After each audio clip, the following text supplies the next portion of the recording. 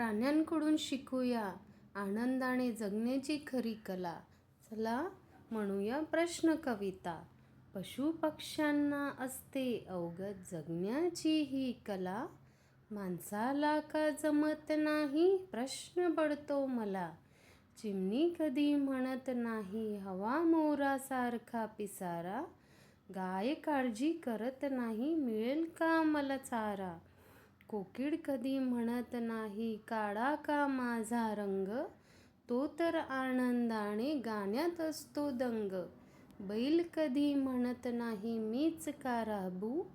कावळा कधी विचारतो का वापरू कोणता साबू. ससा कधी म्हणत नाही मीच का भित्रा. वाघोबाचा शूरपणा मागत नाही कुत्रा. जो तो जगतो आनंदाने नाही कसली चिंता. माणसाच्याच मनात असतो विचारांचा गुंता.